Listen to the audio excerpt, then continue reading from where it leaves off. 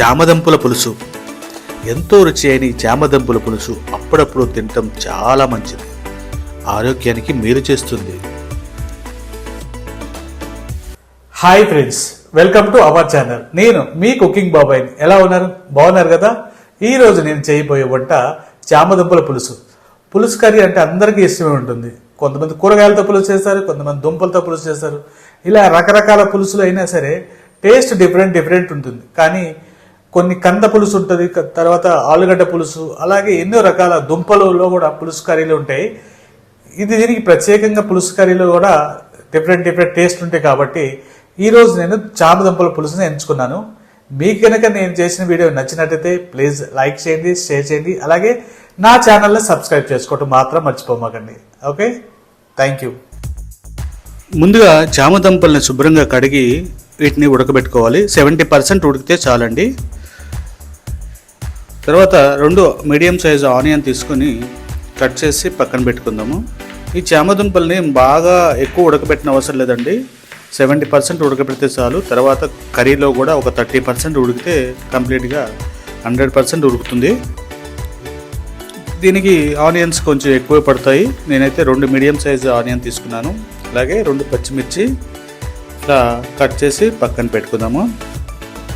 అలాగే 2 టమాటాలు తీసుకొని కట్ చేసి పక్కన పెట్టుకుందాము.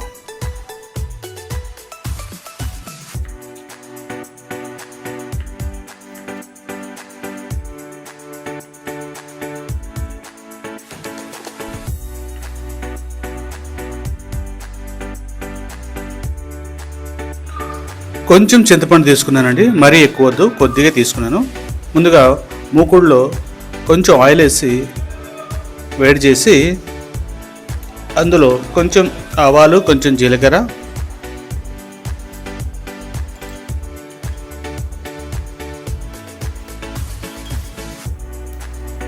అవి కొంచెం చిటపటలాడిన తర్వాత ఎండుమిర్చి వేసి ఫ్రై చేయాలి.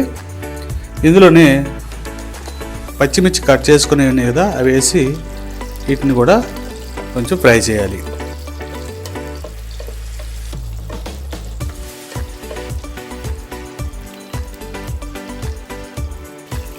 ఇందులో ఉల్లిపాయలు వేసి కలర్ చేంజ్ అయ్యే వరకు కొంచెం ఫ్రై చేయాలి.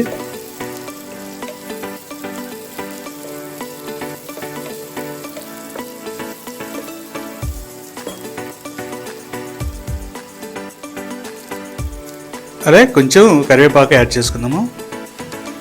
వీటన్నిటిని మిక్స్ చేసి బాగా ఫ్రై చేయాలి.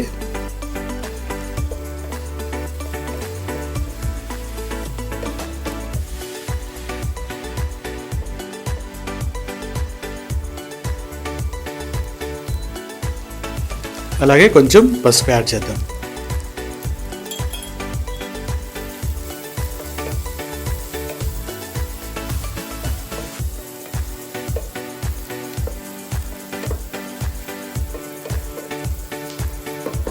కొంచెం కలర్ చేంజ్ అయిన తర్వాత కొంచెం అల్లం పేస్ట్ వేసి బాగా మిక్స్ చేసి కొంచెం ఫ్రై చేద్దాం.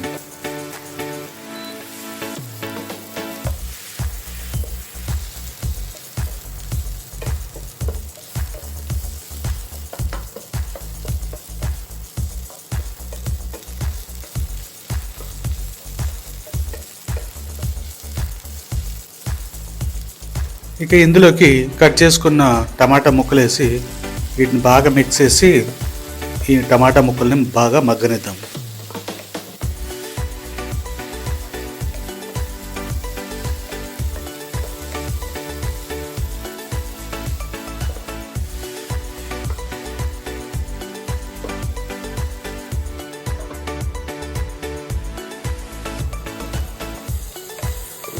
అలాగే ఇలా మగ్గిన ఈ టమాటాలు, ఆనియన్స్లో మనం చింతపండు రసాన్ని యాడ్ చేసుకుందాము.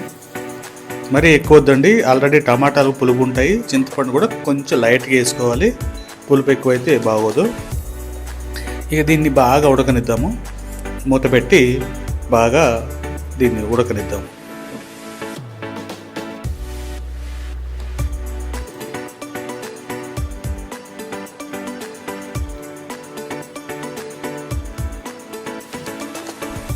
ఇప్పుడు కొంచెం తగినంత ఉప్పు వేసుకుందాము.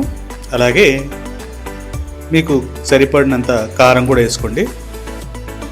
వీటిని బాగా మిక్స్ చేసి ఇంకొంచెం సేపు ఉడకనిద్దాము.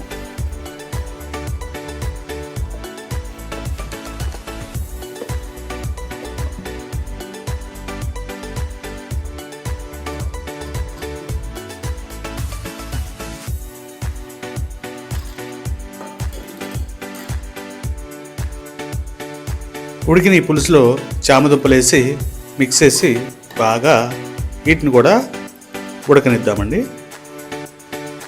ఇలా మిక్స్ చేసి బాగా మూత పెట్టి ఉడకనిద్దాము.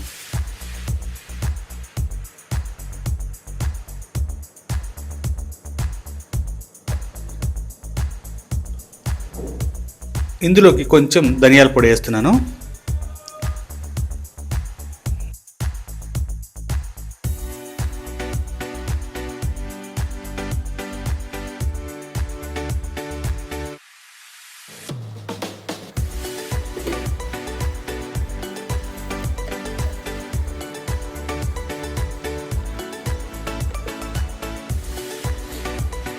అలాగే ఇప్పుడు కొంచెం గరం మసాలా ఇది యాడ్ చేసి బాగా కలిపేసి బాగా ఉడకనిద్దాము.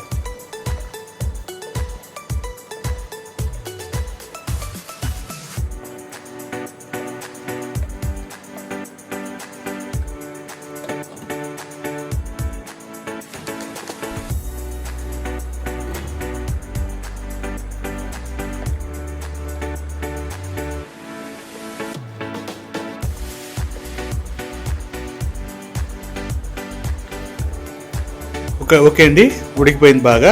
ఇక లాస్ట్లో కొత్తిమీర చల్లుకొని మూత పెట్టేద్దాము. ఇక రెడీ అయిపోయింది చామదుంపల పులుసు. ఇక ఎందుకు ఆలస్యం, ఎంతో గుమ్ముగుమ్మలాడే చామదుంపల పులుసు వేడి వేడి అన్నంలో వేసుకొని తింటే ఎంతో బాగుంటుందండి. మీరు ఒకసారి ట్రై చేయండి, మీకు కంపల్సరీగా నచ్చుతుంది. నా వీడియో నచ్చినట్టయితే ప్లీజ్ లైక్ చేయటం మాత్రం మర్చిపోకండి. నా వీడియో ప్రతిసారి చూసిన వాళ్ళందరూ లైక్ చేయాలని కోరుకుంటున్నాను. ఓకే, ఇప్పుడు నాకు బాగా ఆకలేస్తుందండి, తినేస్తాను. రండి తిందాము. చామదుంపల పులుసు అండి రెడీ అయిపోయింది. ఆకలేస్తుంది, తినేద్దాం. First rice. చామదుంపల పులుసు కొంతమంది చేస్తే బంకగా బాగా మొత్తం గ్రేవీ అంట్లా లేకుండా పులుసులా కాకుండా బాగా బంకగా ఉంటుంది కొంతమంది చేస్తే. అలా రాకుండా చేయాలి ఏదైనా. నేను ఈరోజు చేసింది అదే. చూడండి ఎంత సాఫ్ట్గా ఉండేవి, కానీ బంకగా ఉండదు కర్రీ. సూపర్ అయితే ఉంటుంది నేను అనుకుంటున్నాను. ఓకే, చామదుంపల పులుసు చూద్దామా.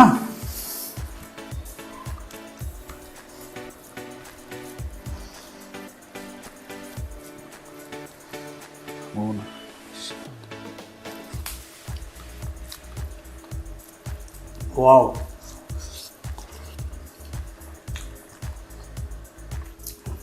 అదిరిపోయిందండి, సూపర్. ఆహా,